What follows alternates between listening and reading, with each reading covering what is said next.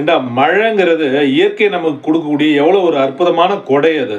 அ என்னைக்காவது நாள் வெளியில போயிட்டு வரும்போது மழை கிழ பெஞ்சுதுன்னா அப்படியே நனைஞ்சுக்கிட்டே வீட்டுக்கு வர வேண்டியதுதான். மழையில நனைஞ்சா என்ன ஆயிட போறோம் மனுஷங்க? கரைஞ்சிடவா போறோம்? அ மழை எப்பயாவது ஒரு டைம் தான் பெய்யுது. அப்போலாம் மாதம் மும்மாரி மழை அப்படின்னு தமிழ் இலக்கியத்தலாம் நம்ம படிச்சிருக்கிறோம். அப்படியா பெய்யுது இப்போ மழை? எப்பயோ ஒரு தடவை பெய்யுது.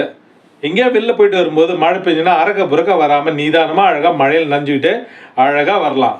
வீட்டுக்கு வந்து ஒரு குளியல் போட்டா போதும். சளி பிடிக்காது, ஒண்ணுமே பண்ணாது. மழையில் நனையிறது எவ்வளோ அழகான விஷயம்டா. மழையை கண்டு ஒதுங்கி ஒதுங்கி ஓடுறீங்க எல்லாரும். நியாயமாடா இதெல்லாம்?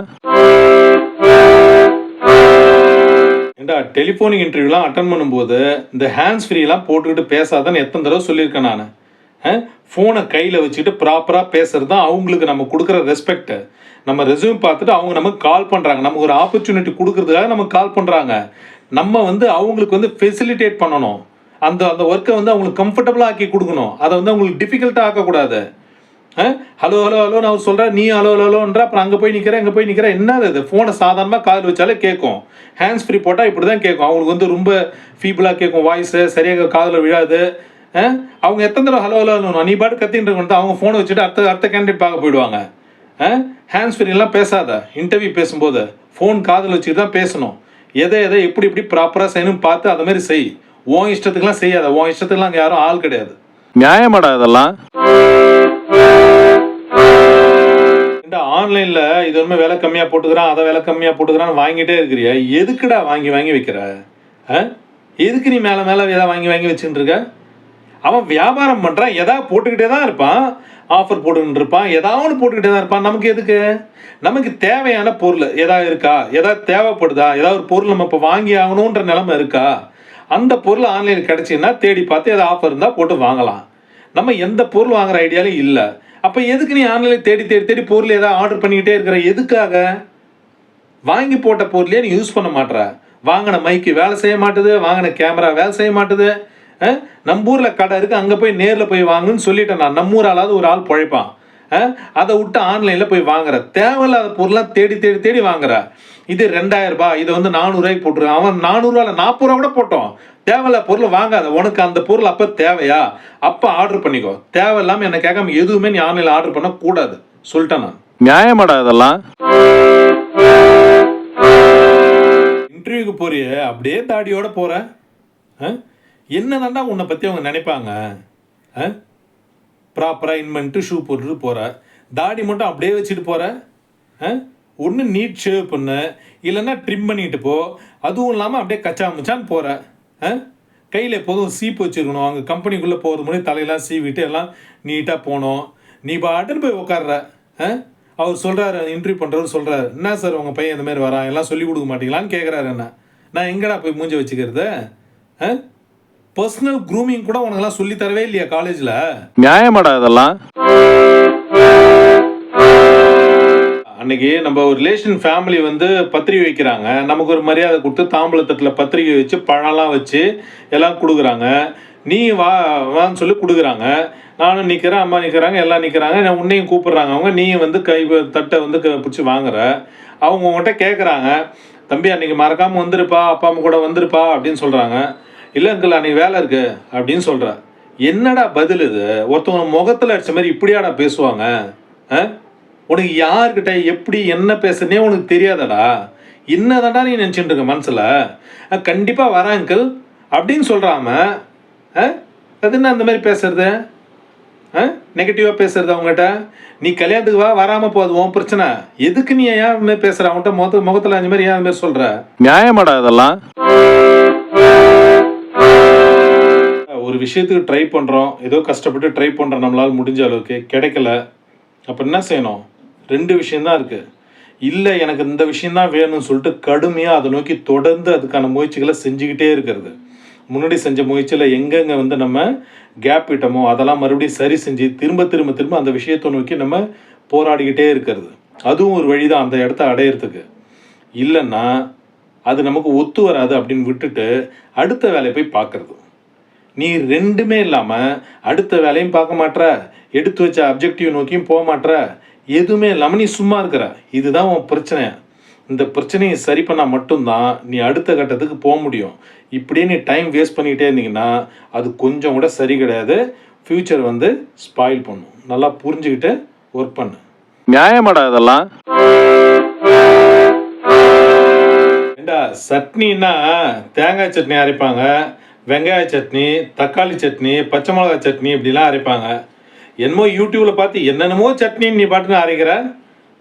வெள்ளரி பிஞ்சில சட்னி அரைக்கிறீங்க, மாங்கால சட்னி அரைக்கிறீங்க, பாவக்கால சட்னி அரைக்கிறீங்க. கேட்டால் எல்லாத்துலேயும் சட்னி அரைக்கலாம்னு வேற கதை சொல்கிறீங்க. அப்படிலாம் இல்லைடா. எதை வேணும்னாலும் எது கூட வேணாலும் போட்டு சாப்பிட்றது கிடையாதுடா. இதை இது கூட தான் போடணுன்ட்டு ஒரு மரபு இருக்குது. அதை தான் ஃபாலோ பண்ணணும். புதுசாக ட்ரை பண்ணுறோன்னு சொல்லிட்டு எதையாவது பண்ணி கண்டதெல்லாம் தின்னக்கூடாது. சமையல்னா ஒரு ப்ரொசீஜர் இருக்குது. அந்த ப்ரொசீஜர் படி தான் சமைக்கணும். இதை இது கூட தான் கலக்கணும், இது கூட கலக்கக்கூடாது அப்படின்னா கலக்கக்கூடாது, அவ்வளோதான். சமையல்ன்றதுக்கு முறையை கற்றுக்கிட்டு வந்தால் தான் நீங்களாம். இவன் யூடியூப் பார்த்துன்னு சமையல் செஞ்சுங்கிறப்ப உனக்கெல்லாம் என்ன தெரியும் சொல்லு பார்க்கலாம். நியாயமாடா இதெல்லாம்? ஒரு சேர்ல எங்கேயாவது உனக்கு உட்கார தெரியுதா? முதுகு அப்படியே இந்த மாதிரி வளைச்சிக்கிட்டு காலை தூக்கி இப்படி போட்டுக்கிட்டு காலை தூக்கி அப்படி போட்டுக்கிட்டு சோஃபா மேலே காலை தூக்கி வச்சுக்கிட்டு என்னடா இது? ஒரு உட்கார்றதுக்கு ஒரு பழக்கமே இல்லையாடா? எப்போ பார்த்தாலும் ட்ரௌசர் போட்டுன்னு சுற்றினுங்கிற, இல்லைன்னா 3x4 போட்டு சுற்றினுங்கிற, லுங்கி கட்ட மாட்டேற, வேட்டி கட்ட மாட்டேற, பேண்ட்டும் போட மாட்டேற, கண்ணா அப்படின்னான்னு உட்காந்துக்கிட்டு இருக்க. வீட்டுக்கு யாராவது வந்தால் கூட பார்த்தா என்ன நினைப்பாங்க? சாதாரணமாக காலை கீழே தொங்க போட்டு உட்கார மாட்டியா? உட்கார கூட உனக்கு ஒரு ஆள் சொல்லி தரமாடா? நீ குழந்தையாடா? 3 வயசு குழந்தையா நீ? 30 வயசு ஆகல உனக்கு? நியாயமாடா இதெல்லாம்? ஏண்டா நீ கல்யாணத்தில் உட்காந்து சாப்பிடும்போது சாம்பார் சாதத்தில் இருக்கிற வெங்காயம், தக்காளி, கருவேப்பிலை, பூண்டு எல்லாத்தையும் எடுத்து ஓரமாக போட்டு வச்சிடுற. வெறும் ரசம் மாரி அதை ஆக்கி சாப்பிட்ற. வீட்டிலே இதுமாதிரி சாப்பிடாதான் நான் பல தடவை சொல்லியிருக்கிறேன். பக்கத்தில் உட்காந்துருக்க அங்கிள் உங்கள்கிட்ட கேட்குறாங்க, என்னப்பா அது எல்லாத்தையும் எடுத்து போட்டியாப்பா, அதெல்லாம் சத்து தான்ப்பா, சேர்த்து சாப்பிட்றதானே அப்படின்னு கேட்குறாரு. அதுக்கு நீ சைலண்ட்டாவது சிரிச்சுக்கிட்டே கம்முனாவது இருந்திருக்கணும். என்ன சொல்கிற?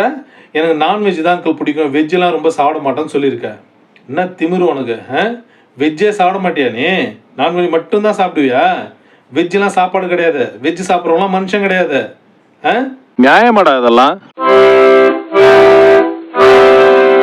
காலேஜ் முடிச்சுட்டு வந்ததோடு சரி. அதுக்கப்புறம் லெக்சரர்ஸ் யார்கிட்டையும் பேசுறது கிடையாது, ஹெச்ஓடிக்கிட்டையும் பேசுறது கிடையாது, பிளேஸ்மெண்ட் ஆஃபீஸர்கிட்டையும் பேசுறது கிடையாது, யாருக்கிட்டையும் டச் கிடையாது. இல்லை, காலேஜில் இருக்கும்போது நம்ம பயந்து அவங்களுக்கு ப்ராக்டிகல்ஸ் இருக்கும், நிறையா வேலை கொடுத்துருப்பாங்க, கொஸ்டின் கேட்பாங்க, நம்ம பயந்து அவங்கள்ட்ட ஒரு சின்ன ஒரு பயத்துலேயே அவங்கள்ட்ட ரொம்ப டச் வச்சுக்காம இருந்திருப்போம். காலேஜ் முடிச்சுட்டு வந்தாச்சு, நமக்கு இப்போ எந்த பயமும் இல்லைல்ல. இப்போ அவங்கள்ட்ட சில டவுட்ஸ்னால் கேட்கலாம், ஏதாவது மெட்டீரியல் வேணால் கேட்கலாம், எங்கேயாவது வேக்கன்சி இருந்தால் ரெஃபர் பண்ணுங்க சார்னு சொல்லி பேசலாம். அடிக்கடி வாரத்தில் ஒரு நாள் கால் பண்ணி பேசலாம். காலேஜுக்கு போனால் நேராக போய் பார்க்கலாம், பிளேஸ்மெண்ட் ஆஃபீஸரை நேராக போய் பார்க்கலாம். நான் என்ன பிளேஸ் ஆகலை சார், எனக்கு ஏதாவது ஆப்பர்ச்சுனிட்டி தான் சொல்லுங்கள், எங்கேயாவது இப்போ வேக்கன்சி இருக்கா, நான் எங்கேயாவது இன்டர்வியூ போகலாமா, ஏதாவது கொஞ்சம் ஹெல்ப் பண்ணுங்க சார் அப்படின்னு சொல்லலாம். இதெல்லாம் எதுவுமே பண்ணாமல் ரூம்குள்ளேயே உட்காந்துட்டு வேலை தேடிக்கிட்டு இருந்தால் எப்படா வேலை கிடைக்கும் உனக்கு சொல்லு பார்க்கலாம். நியாயமாடா இதெல்லாம்? ஜாப் போறியா என்னன்னு கேட்டால் தேடிக்கிட்டு தான் இருக்கிறேன் கிடைக்க மாட்டுது அப்படின்னு சொல்கிற. நீ எங்கடா தேடுற சொல்லு பார்க்கலாம். வேலை தேடுறதா என்னடா? என்ன வேலை தேடுறதுனா? காலேஜ் முடிச்சுட்டு வெளியில் வந்தியா, ஒரு வாரம் 10 நாள் ஜாலியாக ஏதோ ஃப்ரெண்ட்ஸ் கூட எங்கேயா வெளியில் சுற்றினியா, அதோட நிறுத்திடணும். அதுக்கப்புறம் 1 மாதம் முழுக்க நீ வேலை தேடுற வேலையை தான் பார்க்கணும். முழுக்க 1 மாதம் ஃபுல்லாக டெய்லி ஆன்லைனில் தேடிக்கிட்டே இருக்கணும். டெய்லி ஒரு ஹாஃப் டே வெளியில் ஏதாவது இண்டஸ்ட்ரி விசிட்டுக்கு போகணும், நேராக போய் ரெஸ்யூம் கொடுக்கணும். நம்ம ஃப்ரெண்ட்ஸ்லாம் யாராவது எங்கெங்கே பிளேஸ் ஆகிருக்காங்கன்னு பார்த்து அவங்க கூடலாம் வந்து இன்ட்ராக்ட் பண்ணணும், அவங்களுக்குலாம் ரெஸ்யூம் அனுப்பணும். வேலை தேடுறதையே தான் வேலையாக வச்சுருக்கணும். எது வரைக்கும்? பிளேஸ் ஆகிற வரைக்கும். வேறு எந்த வேலையும் கிடையாது. நீ வேலை கிடைச்சிட்ட பிறகு ஃப்ரீ டைமில் ஃப்ரெண்ட்ஸை போய் பாரு, ஃபோன் பண்ணி பேசு, இப்போ ஃப்ரெண்ட்ஸ்லாம் போயிட்டு வாங்க, லீவ் போட்டு 2 நாள் எங்கேயா போயிட்டு வாங்க, அதெல்லாம் ஓகே. வேலை கிடைக்கிற வரைக்கும் இதெல்லாம் எதுவுமே கிடையாது. முழுக்க வேலை தேடுறது தான் முழு வேலையே. இப்படி தேடினா மட்டும்தான் நீ பிளேஸ் ஆக முடியும். நல்லா புரிஞ்சுக்கோ. நியாயமாடா இதெல்லாம்? பிஜி படிச்சுட்டு இந்த குரூப் 4 எக்ஸாம் எழுதுறீங்களே, எப்படிடா அது? இங்கே நியாயமாக இருக்காடா அது? டிகிரி படிச்சிட்டாலே டிகிரிக்குன்னு தனியாக சில எக்ஸாம்ஸ் இருக்குது. டிகிரி படித்தவங்களே எடுக்கிறாங்க. குவாலிஃபிகேஷன் எலிஜிபிலிட்டி க்ரைட்டீரியாவே டிகிரி இல்லை போஸ்ட் கிராஜுவேஷன் அப்படி இருக்குது. அது மாதிரி எக்ஸாம் அப்ளை பண்ணி காம்பீட் பண்ணி போய் எழுதி பாஸ் பண்ணி வேலைக்கு போகணும். அதை விட்டுட்டு 10ஆம் கிளாஸ் எக்ஸாம் கூட போய் போட்டி போட்டுருக்க நீ. அதையும் 2 தடவை எழுதி நீ பாஸ் பண்ணல. அப்ப என்னதான்டா நீ 10ஆம் கிளாஸ் அளவு கூட நீ ஒர்த் இல்லையாடா நீ? என்னடா இது ஒண்ணுமே புரிய மாட்டேது நீங்க படிக்கிறதெல்லாம். நியாயமாடா இதெல்லாம்? உன் ஃப்ரெண்டு ஒருத்தன் ஊரெல்லாம் சுத்தினான். மும்பைக்கு போனான் இன்டர்வியூக்கு, பெங்களூருக்கு போனான், ஓசூருக்கு போனான், கோயம்புத்தூர் போனான், சென்னை போனான், எல்லா ஊருக்கும் இன்டர்வியூனா போயிடறான். டெல்லி கூட ஒரு இன்டர்வியூ போயிட்டு வந்தான் போல இருக்கு. இப்போ பார்த்தியா அவனுக்கு லோக்கல்லே ஒரு பெரிய கம்பெனியில் வேலை கிடச்சிருக்கு. பார்த்தியா நல்ல பொசிஷனாக நல்ல சேலரியில் போயிருக்கான். ரெகுலர் எம்ப்ளாய்மெண்ட்டான், இன்ஜினியராக போயிருக்காங்க. அதை பார்த்து நீ என்ன சொல்கிற, ஊரெல்லாம் சுற்றினா லோக்கல்லே கிடச்சிருக்குன்னு நீ நக்கல் அடிக்கிற. நான் அதை எப்படி தெரியுமா பார்க்குறேன், வெளியிலலாம் சுற்றின அந்த அனுபவங்கள் தான் அவனுக்கு ஒரு நல்ல மெச்சூரிட்டியை, நல்ல ஒரு அண்டர்ஸ்டாண்டிங்கை கொடுத்துருக்கு. அதை வச்சு தான் இந்த இன்டர்வியூவில் அவன் வந்து கிளியர் பண்ணியிருக்கிறான். கேட்குற கேள்விக்கு பொறுமையாக நிதானமாக கான்ஃபிடென்ட்டாக பதில் சொல்கிறது, இதெல்லாம் இன்டர்வியூ வந்து கவனித்து பையன் நல்ல மெச்சூர்டாக இருக்கான், நல்ல டேலண்டான பையனாக இருக்கான், கல்ச்சுரல் டிஃப்ரென்ஸ்லாம் தெரியுது அவனுக்கு, நிறைய விஷயங்கள் அண்டர்ஸ்டாண்ட் பண்ணிக்கிறான், அவன் ரொம்ப ஃபாஸ்ட் கிராஸ்பிங்காக இருக்கான், இந்த யங் ஸ்டேஜில் இந்த மெச்சூரிட்டி வந்து நல்ல விஷயம் அப்படின்னு அவங்க அண்டர்ஸ்டாண்ட் பண்ணி ஹெச்ஆரில் அவனுக்கு வந்து அந்த ஆஃபர் கொடுத்துருக்குறாங்க அப்படின்னு நான் பார்க்குறேன். நீ என்ன சொல்கிற, ஊரெல்லாம் சுற்றிட்டு லோக்கல்லே வேலைக்கு போகிறான், ஆனால் தான் நானும் வெளியில் எங்கேயும் இன்டர்வியூக்கே போகிறது கிடையாது, லோக்கலில் மட்டும்தான் இன்டர்வியூ போகிறது அப்படின்னு நீ பார்க்குற. அதை லோக்கலில் மட்டும் இன்டர்வியூ போனால் என்ன தெரியும் நமக்கு, கான்ஃபிடென்ஸும் பூஸ்டப் ஆகாது, லேர்னிங்கும் இருக்காது, புது மனிதர்களை சந்திக்கவும் முடியாது, புதிய விஷயங்களை கற்றுக்கவும் முடியாது, குண்டு சட்டியில் குதிரை ஓட்டுற மாதிரி ஓட்டிக்கிட்டே இருக்க வேண்டியதுதான். நியாயமாடா இதெல்லாம்? டெய்லி போய் ஒர்க் அவுட் பண்ண போகிறேன்ட்டு அந்த ஜிம்மில் போயிட்டு என்னமோ ஆனுவல் பேக்கேஜ் போட்டிருக்காங்கன்னு சொல்லிட்டு 1 வருஷத்துக்கான போய் பேக்கேஜை பணத்தை கட்டினேன். 2 மாதம் கூட ஒழுங்காக போகல, காலையில் 9 மணி வரைக்கும் தூங்குற, அதுக்கப்புறம் கூட போகலாம், போயிட்டு 1 மணி நேரம் போயிட்டு வரலாம், அப்போ போனால் ட்ரெயினர் இருக்க மாட்டார் அப்படின்னு சொல்லிட்டு போக மாட்டேற. அவங்களே கூப்பிட்டாங்க, நான் 2 மாதம் எக்ஸ்ட்ரா கூட போட்டு தரேங்க வர சொல்லுங்கன்னு சொல்லிட்டாங்க, போக மாட்டேற. காம்படிட்டிவ் எக்ஸாம் எழுத போகிறேன்னு சொல்லிட்டு அங்கே போய் பணம் கட்டிட்டு வர, 10 நாள் 15 நாள் கிளாஸ்க்கு போகிற, அப்புறம் மெட்டீரியல்லாம் வாங்கிட்டா நான் வீட்லேயே உட்காந்து படிச்சுக்கிறேன், அங்கே போனால் நிறைய டைம் வேஸ்ட் ஆகுது அப்படின்ட்டு வீட்டில் உட்காந்து படிக்கிற, அதை 4 நாள் செய்கிற, அப்புறம் மறுபடியும் பழையபடியே வேற எங்கேயா சுற்ற ஆரம்பிச்சிடுற. அப்புறம் பேட்மிண்டன் கிளாஸுக்கு போகிறேன் அப்படின்ட்டு அங்கே போயிட்டு அங்கேயும் போயிட்டு 6 மாதம் பேக்கேஜுக்கு பணம் கட்டிட்டு வந்தேன். 1 மாதம் தான் போனேன், அப்புறம் போகிறது கிடையாது. அப்புறம் வந்து பியானோ கற்றுக்க போகிறேன்னு சொல்லிட்டு அங்கே போயிட்டு பணம் கட்டிட்டு வந்தேன். 1 மாதம் 2 மாதம் தான் போயிருப்ப, அதுவும் நின்ட்ட. ஏன்டா எல்லா இடத்துக்கும் போய் பணம் கட்டிட்டு வருவியாடா? நீ என்ன இபி பில் கட்டுறியா இல்லை ஹவுஸ் டேக்ஸ் கட்டுறியாடா? போய் பணம் கட்டிட்டு வர, அதை யூஸ் பண்ணிக்காமல் கோர்ஸ் அட்டன் பண்ணாமல். ஆனால் ஒரு விஷயத்தில் நீ தெளிவாக இருக்கடா, எந்த விஷயத்தை செஞ்சாலும் அதை உருப்படியாக முழுசாக செஞ்சு முடிக்கக்கூடாது அப்படின்ற கொள்கையில் ரொம்ப ஸ்ட்ராங்காக இருக்க, அதை நீ வந்து அழகாக ஃபாலோ பண்ணுற. வெரி குட்ரா. நியாயமாடா இதெல்லாம்? காலண்டரு வருஷ ஆரம்பத்தில் எங்கே போனாலும் காலண்டர் கொடுக்குறாங்க. எல்லா காலண்டரையும் வாங்கி வந்து அங்கங்கே எங்கே பார்த்தாலும் செவுத்தில் மாட்டி வச்சிருந்தா என்னடா அது? ஹாலில் ஒரு காலண்டர், ரூமில் ஒரு காலண்டரு போதாதா? எங்கே பார்த்தாலும் வரிசையாக காலண்டரை மாட்டி வச்சுக்கிற. காலண்டர் அவன் ஃப்ரீயாக கொடுத்தான்னா வேண்டாங்க வேற யார்ட்டையா கொடுங்கன்னு சொல்லிட்டு வர வேண்டியதான். ஃப்ரீயாக கொடுக்குற எல்லாத்தையுமே வாங்கிக்கணுமாடா? நியாயமாடா இதெல்லாம்? யூஜி படித்தா பத்தாது அப்படின்னு சொல்லிட்டு கேம்பஸ் இன்டர்வியூவில் கிடைச்ச வேலை எல்லாத்தையும் விட்டுட்டு பிஜி படிக்கணும்னு சொன்னால் படிக்க வச்சாச்சு. அது படிச்சுட்டு என்ன செய்கிற, நான் ப்ரைவேட் வேலைக்கு போக மாட்டேன், கவர்மெண்ட் வேலைக்கு தான் போவேன் அப்படின்னு ஒத்த காலில் நிற்கிற. நல்ல விஷயந்தான், சந்தோஷமாக படித்து காம்படிட்டிவ் எக்ஸாம் எழுதி பாஸ் பண்ணி கவர்மெண்ட் வேலையில் போயிட்டு கசட்டட் ஆஃபீஸர் ஆகி பச்சை இங்கில் கையெழுத்து போட சந்தோஷமான விஷயம், அதானே எங்களுக்கு வேணும். ஆனால் நீ உட்காந்து படிக்கிறியா எங்கேயாவது? எல்லாத்துக்கும் பணத்தை கட்டி விட்டுற. Central board exam, state board exam, எல்லா எக்ஸாமுக்கும் நீ பணத்தை கட்டி விட்டுற. எந்த காம்படிட்டிவ் எக்ஸாம் பார்த்தாலும் பணத்தை கட்டி விட்டுற. உட்காந்து படிக்க மாட்டுற. அப்புறம் அங்கங்கே போய் ரெஸ்யூம் கொடுக்குற. கவர்மெண்ட் வேலைன்னு போகிற ஒருத்தன் எதுக்கு நீ ப்ரைவேட்லாம் போய் ரெஸ்யூம் கொடுக்குற? ஒன்று இது இல்லைன்னா அது, 2ல் ஏதாவது ஒரு பக்கம் தான் ட்ரை பண்ணணும். இதையும் பண்ணிக்கிட்டு அதையும் பண்ணிக்கிட்டு 2மே எல்லாம் போயிடும். அப்புறம் நியாயமாடா இதெல்லாம்? அன்றைக்கி ஏதோ இன்டர்வியூ கால் வந்துச்சு, ஃபோனில் பேசிட்டு இருந்தா, இனிமேல் நாளைக்கு ஏதோ இன்டர்வியூக்கு வாங்கன்னு சொன்னாங்க போல இருக்கு. லோக்கலில் இருக்கிற கம்பெனி தானே அது. நாளைக்கு ஏதோ இன்டர்வியூ வாங்கன்னு சொல்லியிருக்காங்க போல இருக்கு. நீ என்ன சொல்கிற, லொக்கேஷன் அனுப்புங்க அப்படின்ற. ஃபங்க்ஷனுக்காக கூப்பிட்றாங்க, ஒன்றா கல்யாண சாப்பாடு சாப்பிட கூப்பிட்றாங்க. கம்பெனி பேர் உங்கள்கிட்ட சொல்லிட்டார்ல, உனக்கு தான் தெரியும்ல அந்த கம்பெனி அந்த ஏரியாவில் தானே இருக்கு. நீ பாட்டு போக மாட்டியா? அப்படி தெரியலனா கூட கூகுளில் பார்த்து அட்ரஸ் பார்த்து போக மாட்டியா? உனக்கு லொக்கேஷன் ஒரு ஆள் உனக்கு அனுப்பணுமா? கம்பெனி பேரை போட்டாலே கூகுளில் வரப்போகுது. எந்த பிளான்ட்லேருந்து அவங்க பேசுகிறாங்கன்னு சொல்கிறாங்க. நீ பாட்டு போக வேண்டியது தானே? இன்னும் ஃப்ரெண்டு கிட்ட கேட்குற மாதிரி அவங்க ஹெச்ஆர் மேனேஜர் போய் லொக்கேஷன் அனுப்புங்கன்ற. அவருக்கு வேற வேலை இல்லையா? உன் நம்பர் அவரோட ஃபோனில் சேவ் பண்ணி உனக்கு வந்து லொக்கேஷன் அனுப்புவாரா? உனக்கு அனுப்புனாரா? வரல உனக்கு லொக்கேஷனை வராது. அவ்வளோதான், உன்னோட இன்டர்வியூ முடிஞ்சுது, அவ்வளோதான். நியாயமாடா இதெல்லாம்? மாலை முழுதும் விளையாட்டுன்னு பாரதி சொன்னானே, எதுக்குடா சொன்னான்? தமிழ் புக்கில் படிச்சிருக்கல ஸ்கூல் டைமில். எதுக்கு சொன்னான் பாரதி மாலை முழுதும் விளையாட்டுன்ட்டு? மாலை நேரத்தில் தான் சூரியன்லேருந்து விட்டமின் டி வரும். நம்ம ஸ்கின்னுக்கு உடம்புக்கு நல்லது அது. விட்டமின் டி வந்து தினசரி சூரியன் வந்து நமக்கு ஃப்ரீயாக கொடுத்துக்கிட்டு இருக்காரு. இயற்கை வந்து நமக்கு ஃப்ரீயாக கொடுத்துக்கிட்டு இருக்கு. ஆனால் நம்ம என்ன செய்கிறோம்? அதெல்லாம் நம்ம கேர் பண்ணுறதே கிடையாது. ஏன்?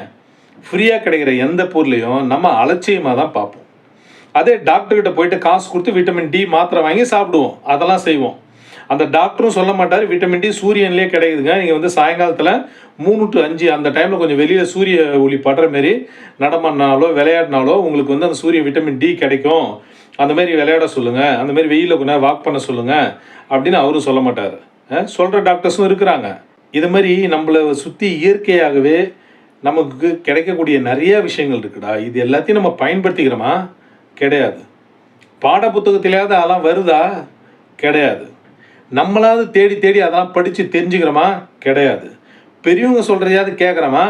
எதுவும் கிடையாது. நியாயமாடா இதெல்லாம்? உன் ஃப்ரெண்டு வந்தானே, கோவிட் டைமில் என்னடா பண்ணிக்கிட்டு இருந்தான்னு கேட்டேன். நான் நிறைய கோர்ஸ் படித்தேன் அங்கிள் அப்படின்லாம். ஏண்டா கோவிட் டைமில் உன்னை யாரா கோர்ஸில் சேர்த்து எங்கடா போய் படித்த அப்படின்னு கேட்டேன். அவன் சொல்கிறான், இல்லை அங்கிள் ஆன்லைன்லேயே நிறைய கோர்சஸ் இருக்குது, அது எல்லாத்தையும் நான் படித்தேன் அப்படின்றான். அப்படியா? நிஜமாவா? அப்படின்னு. நிஜமாக தான், என்னோடய பயோடேட்டா என்ன அனுப்புகிறேன் பாருங்க அங்கிள்னு சொல்லிட்டு வாட்ஸ்அப்பில் எனக்கு பிடிஎஃப்ல அனுப்புகிறான்டா. அவன் எடுத்து பார்த்தா ஒரு 40-45 கோர்ஸ் பண்ணியிருக்கான்டா. அந்த 2-3 மாதம் கம்ப்ளீட்டாக லாக்டவுன் ஆச்சுல, எல்லோரும் வீட்டுக்குள்ளேயே முடங்கி கிடந்தோம்ல, அந்த டைமில் அவ்வளோ கோர்ஸ் பண்ணியிருக்கான். எல்லாமே அவன் படித்த மெக்கானிக்கல் தொடர்பான கோர்ஸஸ் எல்லாமே என்னென்னவோ டிசைன் கோர்ஸு, ஸ்ட்ரக்சரல், இது என்னென்னவோ படித்து வச்சுருக்கான்டா. அவன் எப்படி யூஸ் பண்ணிக்கிறான் பார்த்தியா ஒரு டைமை? யோசிச்சு பாரு. அந்த கோவிட் டைமில் எல்லாம் வீட்டில் அப்படியே அடங்கி முடங்கி கிடந்தோம். அந்த டைமை கூட எஃபெக்டிவாக ஒரு லேர்னிங்காக ஒரு மனுஷன் ஒரு பையன் யூஸ் பண்ணிக்கிறான்னா அவன் வந்து எந்த அளவுக்கு லேர்னிங்கில் ஒரு ஆர்வம் கொண்ட பையன். அதான் அவன் நல்ல கம்பெனியில் பிளேஸ் ஆகிருக்கான். நீ என்ன பண்ண கோவிட் டைமில்? திண்டு உட்காந்துட்டு டிவி பார்த்துக்கிட்டு ஃபோன் பார்த்துக்கிட்டு இருந்த. அவன்லாம் உனக்கு ஃப்ரெண்டாக இருக்கானடா. ஆச்சரியமாக இருக்குடா. நியாயமாடா இதெல்லாம்? சாப்பிடும்போது அந்த உள்ளங்கை வரைக்கும்லாம் சாப்பாடு வரக்கூடாது. உனக்கு இது வரைக்கும் வருது சாப்பாடு, சாம்பார் எல்லாம் மணிக்கட்டு வரைக்கும் வருது. போட்டு பிசைஞ்சு அடிக்கிற. இப்படி தான் ஏதாவது ஃபங்க்ஷன் போனால், ஃப்ரெண்டு வீட்டுக்கு எங்கேயா போனால் இப்படி தான் சாப்பிடுவியா? என்ன நினைப்பாங்க பார்க்குறவங்க? 4-5 வேறு 5 விரலால் பிசைகிறோம்ல, அதுதான் அப்படி தான் சாப்பிட்ணும். மணிக்கட்டு வரைக்கும் கையெல்லாம் சாப்பாடாகுது உனக்கு. சாப்பிட்ற மெத்தடே இன்னும் தெரிஞ்சுக்கல நீ. சின்ன வயசுலேருந்து சொல்லிகிட்டு இருக்கேன் உனக்கு. இன்னமும் நீ கற்றுக்கல சாப்பிட்ற மெத்தடை. முட்டுக்கு நல்லா வந்து உருண்டை ஊட்டி அடிக்கிற. இப்படி தான் சாப்பிடுவாங்களா? கையால் அழகாக விரலால் பிசைஞ்சு 5 விரலால் பிசைஞ்சு அப்படியே சாப்பிட போகிறோம், அவ்வளோதான். உள்ளங்கையெல்லாம் தாண்டி எதுக்கு சாப்பாடாகுது கையில்? நியாயமாடா இதெல்லாம்? ஏண்டா தோட்டத்தில் ஏதாவது ஒரு விதையை போட்டு விட்டா அழகாக அது பாட்டுக்கு முளையுது. ஏதோ ஒரு பழம் ஏதோ ஒன்று சாப்பிட்றோம், அந்த விதையை வந்து அழகாக ஏதோ ஒரு கொஞ்சம் ஈரம் இருக்கிற இடத்துல அப்படி தூக்கி போட்டுட்டா போதும். அந்த ஈரத்தை வச்சு நீ இயற்கையை அழகாக வந்து அது வேர் பிடிச்சி அழகாக கிளம்பி ஒரு செடியாக வருது, பூ பூக்குது, காய் காய்க்குது, கனியாகுது. இயற்கை நமக்கு எந்த வேலையுமே வைக்காம எல்லா பொறுப்பையும் அதுவே எடுத்துக்கிட்டு அழகாக ஒரு விதையை வந்து மரமாக்கி மறுபடியும் பழமாக்கி நமக்கு தருது. இதுமாரி விதைகளை சேகரித்து வச்சு அங்கங்கே போட்டு வச்சுன்னா எவ்வளோ அழகாக இருக்கும்டா ஊரே. நம்ம வீடு தோட்டமே எவ்வளோ அழகாடா இருக்கும்.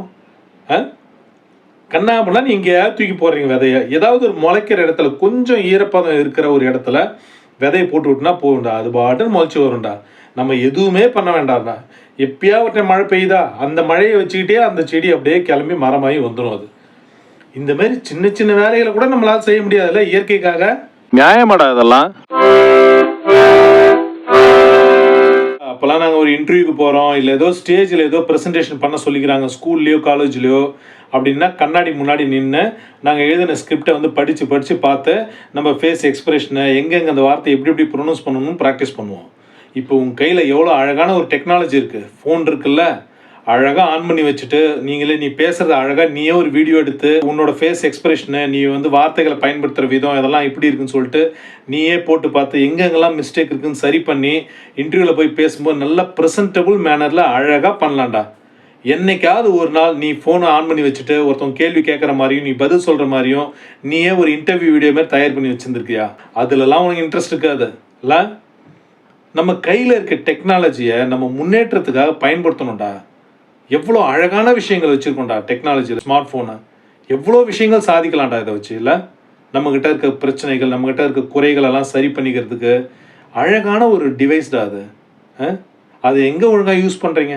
நியாயமாடா இதெல்லாம்?